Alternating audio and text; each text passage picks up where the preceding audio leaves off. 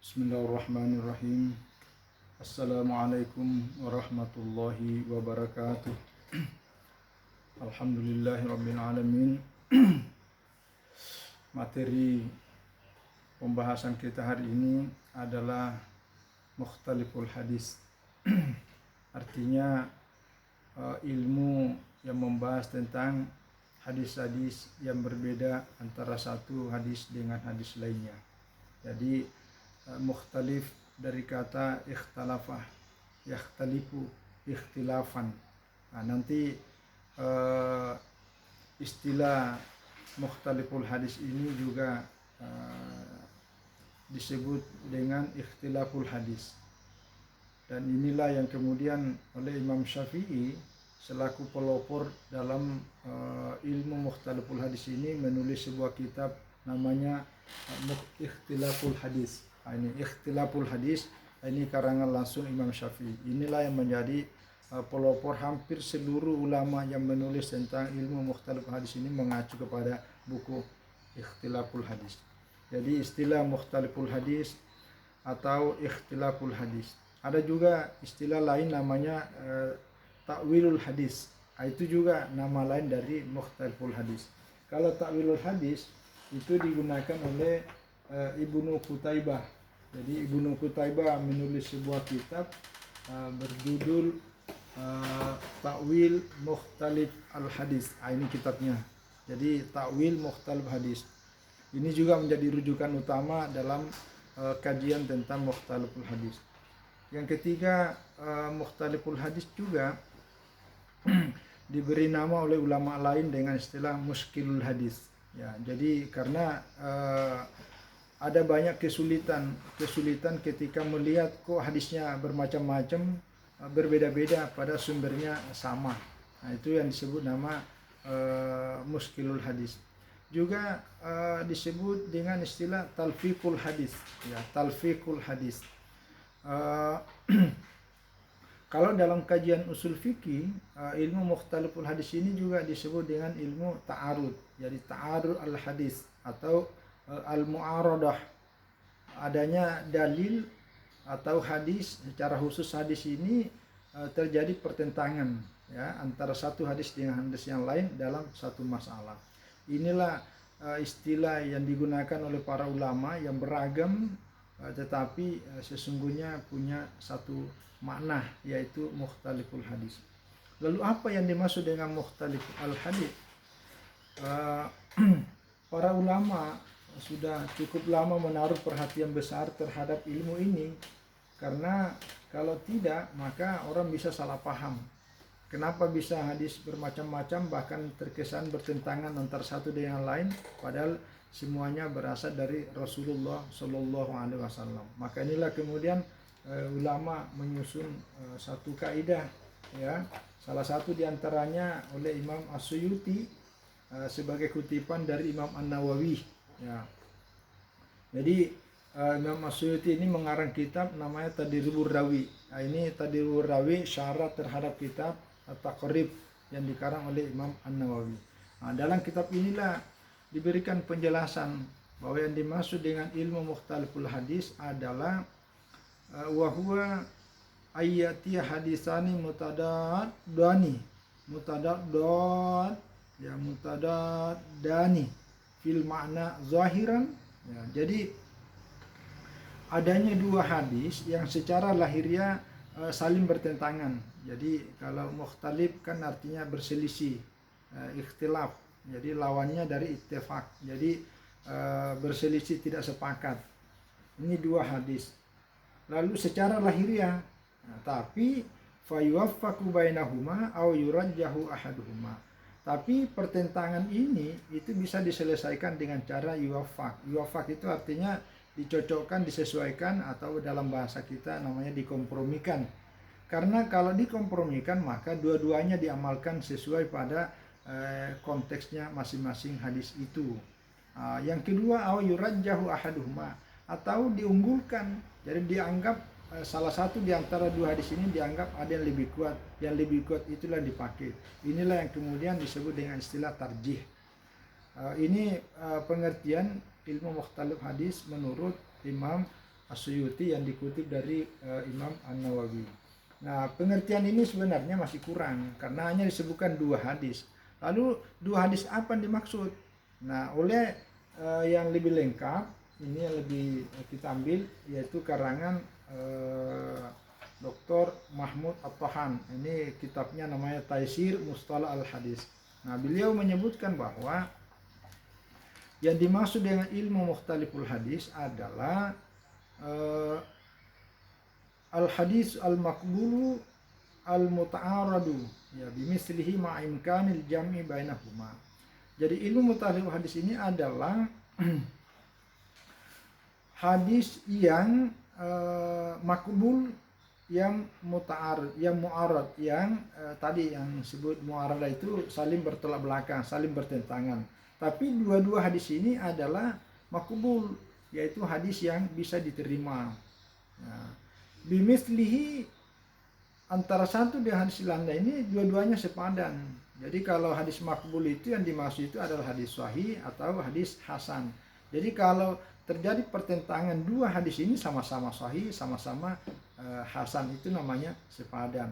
Nah, karena kalau ada 2 hadis, yang satu sahih, yang satunya dhaif, maka ini dianggap tidak mukhtalif, tidak bertentangan karena yang pasti yang diambil adalah yang sahihnya. Itu. Jadi tidak ada kesulitan di situ. Nah, ma'a imkan jam'i bainahuma. Jadi 2 hadis yang bertentangan tapi sepadan, sama-sama kualitasnya, ma'imkan jam'i bainahuma, tapi memungkinkan untuk digabung, ya, dikompromikan, sama tadi pengertian yuwafaku. Jadi dua-duanya bisa diamalkan sesuai pada konteksnya masing-masing. Nah, kata Imam Dr. Mahmud At-Tahan ini adalah yang dimaksud hadis maqbul adalah huwa al-hadis as-sahih awil hasan. Jadi yang dimaksud hadis maqbul ini adalah paling tidak adalah hadis sahih atau hadis hasan. Alladzi yaji'u hadis akhar. Jadi hadis sahih atau hadis hasan yang kemudian ada hadis lain datang, ya mislu, sama, sepadan, ya apanya sepadan, fil martabati wal quwati, ya sama tingkatannya dan sama kualitasnya, ya yang tadi itu kita jelaskan. Karena kalau tidak sepadan pasti yang lebih tinggi kita ambil, ya wa yunaqiduhu fil makna zahiran. Jadi antara 2 hadis itu saling membatalkan, artinya saling bertentangan secara makna, secara lahiriah yang kita lihat. Wa yumkinu li ulil ilmi wal fahmi tsaqib, ya jadi tapi bagi orang yang punya ilmu dan pemahaman yang mendalam, katakanlah para ulama, nah inilah bisa, apa yang bisa ayyajma'u baina madlaima. Jadi bisa dikompromikan, ya artinya dipahami dengan cara digabung, dikompromikan, bisa makbulin, tentu dengan cara yang kemudian bisa diterima. Jadi inilah pengertian namanya hadis mukhtalif atau ilmu mukhtalif. Hadis ini adalah membahas 2 hadis yang kelihatan secara lahiriah bertentangan, tapi 2 hadis ini adalah sepadan, sama-sama sahih atau sama-sama hasan, tapi nanti bisa dikompromikan. Nah, nanti ada materi pembahasan secara khusus nanti, yang kemudian cara-cara memahami hadis ini, yang diantaranya tadi itu ada yang kompromikan, ada yang ditarji, bahkan ada nanti nasikh mansukh. Lalu mengapa bisa terjadi mukhtalif hadis ini? Ada banyak faktor yang menyebabkan sehingga hadis ini terjadi kelihatan beragam. Salah satu diantaranya memang dalam diri dan hadis yang bersumber dari Rasulullah Shallallahu Alaihi Wasallam yang beliau ucapkan atau beliau perhatikan memang terjadi lebih dari 1 kali. Ya, jadi kenapa? Karena dipengaruhi oleh beberapa faktor. Salah satu diantaranya adalah faktor lingkungan. Jadi ketika beliau bicara pada satu tempat dan kondisi, beliau ngomong seperti ini, tapi ketika beliau berhadapan dengan audiens masyarakat yang tentu lain lagi, maka beliau ngomong. Inilah yang kemudian kita melihat bagaimana Rasulullah Shallallahu Alaihi Wasallam sangat bijak. Satu contoh misalnya dalam buku ini, ini yang kita pakai dalam mata kuliah Mukhtaliful Hadis wa Dirasatul Asanid. Ini buku udah dipakai. Saya udah tulis lebih 10 tahun yang lalu, tapi karena mata kuliah ini baru 2 tahun terakhir ini, akhirnya buku inilah kita pakai. Nah, salah satu diantaranya saya berikan contoh dalam buku ini. Misalnya dalam hadis diriwayatkan oleh Imam Muslim yang bersumber dari Abu Sa'id Al-Khudri. Rasulullah Shallallahu Alaihi Wasallam melarang mencatat hadis. Ya, kata beliau, la taktubu anni, ya jangan kamu catat hadis-hadis yang bersumber dariku. Yang wa man kataba anni ghairal Qur'ani falyamhu. Siapa yang mencatat ya yang bersumber dari aku selain Al-Qur'an, maka hapuslah. Nah, tetapi dalam hadis yang lain diriwayatkan oleh Imam Abu Daud yang bersumber dari Abdullah bin Amr, justru beliau memerintahkan mencatat hadis, memerintahkan menulis hadis. Kata beliau, uktub, catatlah hadis. Fawalladzi nafsi biyadihi ma yakhruju minhu illa haqqun. Karena ya demi jiwaku ya, yang berada dalam genggamannya, ma yakhruju minhu illa haqqun, tidak akan keluar dari mulut Rasulullah Shallallahu Alaihi Wasallam ini kecuali adalah kebenaran. Nah, jadi ini kan ini dimaksud dengan mukhtalif, ini maksudnya dengan kontradiksi. Ya, Nabi dalam hadis pertama melarang menulis hadis, tapi justru dalam hadis yang kedua Nabi memerintahkan menulis hadis. Padahal dua-dua hadis ini adalah sahih. Nah, kalau tidak ada ilmunya, orang bisa berkesimpulan bahwa Nabi ini pelin-pelan, kok Nabi melarang, kok Nabi memerintahkan juga, gimana caranya? Maka inilah kemudian ada ilmunya secara khusus, yaitu namanya ilmu mukhtalif al-hadis. Nah, salah satu diantaranya sebagai contoh ini adalah kenapa Nabi melarang? Itu karena dipengaruhi oleh situasi dan kondisi yang lebih mengkhusus kepada berlaku kepada orang-orang yang dianggap tidak bisa membedakan mana ayat-ayat Al-Quran, mana hadis. Jadi karena khawatir nanti bercampur aduk, maka Nabi mengatakan jangan catat. Nah, cukup. Yang kedua, oleh para ulama menjelaskan bahwa orang-orang dulu kemampuan hafalannya itu harus dijaga. Sehingga kalau dia banyak mencatat, nanti dia kurang menghafal. Maka ini keduabitan orang-orang terdahulu itu selalu dijaga dengan cara mengandalkan kekuatan hafalan sehingga tidak perlu dicatat. Lalu kalau hadis yang mensuruh mencatat, ini karena ada keperluan khusus. Ya, jadi misalnya kalau dalam Asbabul Wurud hadis ini, orang-orang Quraisy kan mengkritik, kenapa kamu tulis yang bersumber dari Nabi Muhammad? Para Nabi Muhammad itu kan seorang manusia yang kadang-kadang emosi, kadang-kadang gembira, kadang-kadang senang, kenapa semuanya catat? Nah, inilah kemudian oleh Abdullah bin Amr bin As menceritakan apa yang disampaikan oleh orang-orang Arab Quraisy ini, lalu kemudian Nabi bersabda bahwa tidak mungkin keluar dari mulut ini kecuali adalah kebenaran, maka catat. Nah, itu. Yang kedua juga tentang kasus Abu Syah. Abu Syah ini orang Yaman. Ketika selesai mendengarkan ceramah Rasulullah Shallallahu Alaihi Wasallam, beliau meminta kepada Rasulullah, tolong catatkan apa yang beliau sampaikan, apa yang Rasulullah sampaikan itu, supaya saya bisa bawa pulang ke tempat saya. Ya, mungkin karena ingatannya tidak terlalu kuat sehingga memerlukan catatan. Maka pada saat itulah Rasulullah SAW bersabda, uktub li Abi Syah, tuliskan hadis untuk Abi Syah. Nah, jadi ketika memahami hadis ini bahwa disesuaikan pada konteksnya masing-masing, maka dua-duanya bisa diamalkan. Bahwa ada kalanya mencatat hadis itu menjadi sangat penting, apalagi dalam konteks hari ini yang namanya catatan, namanya tulisan, namanya kumpulan, namanya buku dan seterusnya, itu sangat perlu karena kekuatan hafalan orang hari ini sudah sangat jauh berbeda dengan kekuatan hafalan orang-orang yang terdahulu. Contoh yang kedua, namanya hadis mukhtalif, ya. Rasulullah Shallallahu Alaihi Wasallam pernah didatangi oleh seorang sahabat, ya, namanya Gailan bin Salamah As-Sakafi. Nah, Gailan ini dulu sebelum masuk Islam dia punya istri 10 orang, ya, pada zaman jahiliyah. Lalu kemudian dia masuk Islam dan 10 istrinya diislamkan semua, akhirnya masuk Islam. Baru beliau datang ke Rasulullah Shallallahu Alaihi Wasallam menghadap, minta saran dan arahan. Nah, seperti apa yang saya harus lakukan tentang istri saya yang 10 ini semuanya sudah masuk Islam.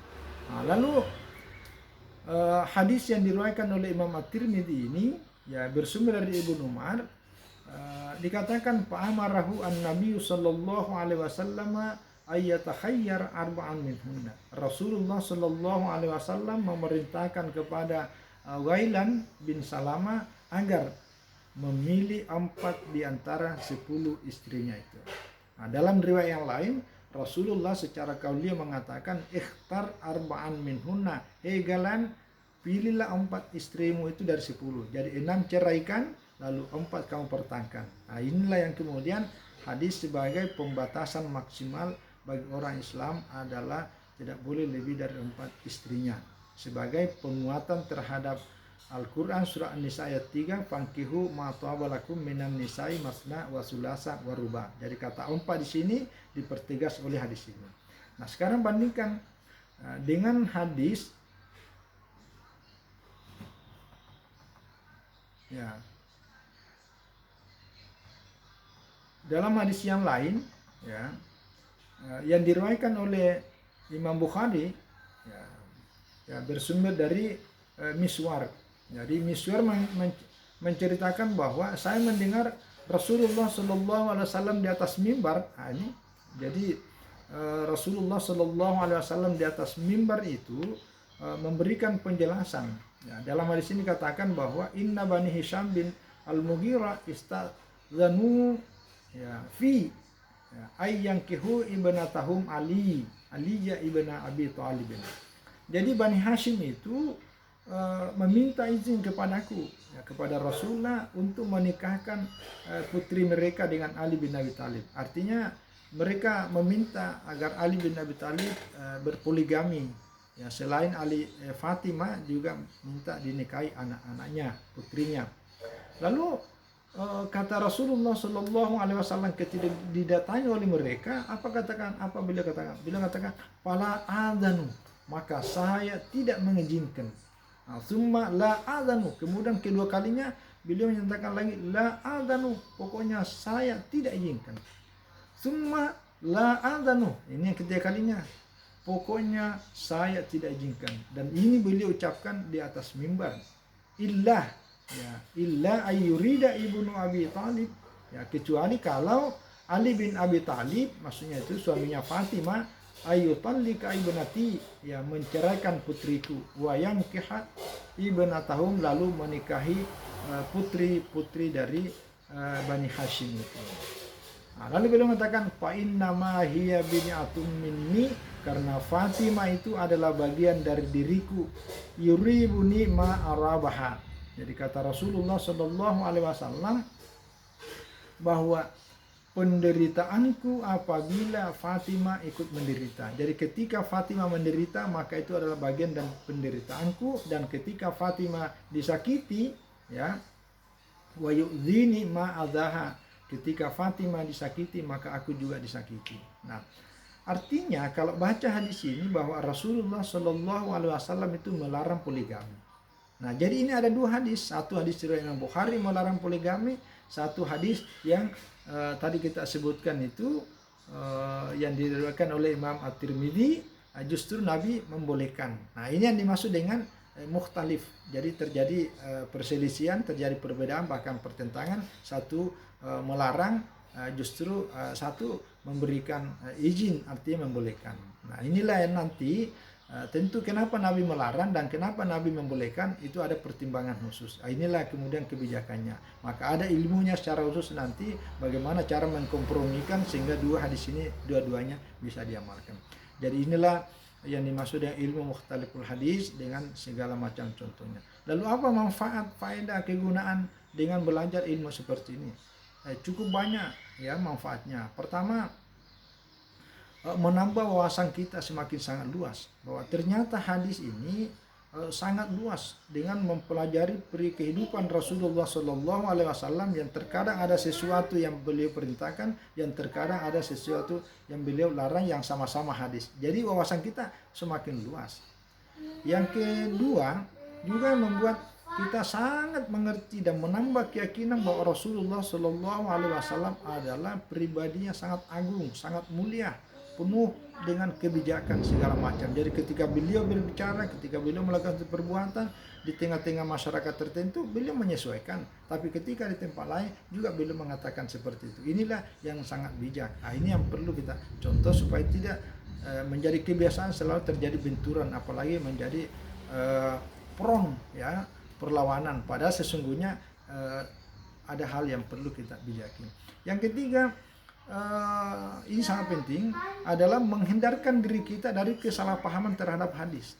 Karena kalau tidak punya ilmu tentang mukhtalif hadis ini, orang bisa berkesimpulan, wah ini Nabi Muhammad SAW tidak konsisten. Kenapa beliau melarang tapi beliau juga mengizinkan. Nah inilah dengan ilmu ini ya kita bisa menghindarkan diri dari kesalahpahaman terhadap hadis. Jadi saya kira inilah dasar-dasar tentang materi mukhtaliful hadis. Nanti berikutnya kita akan menjelaskan tentang bagaimana cara menyikapi dan memahami sehingga hadis ini bisa kita mempertemukan, mengamalkan salah satunya atau mengamalkan dua-duanya. Ya, sekian dan terima kasih. Wassalamualaikum warahmatullahi wabarakatuh.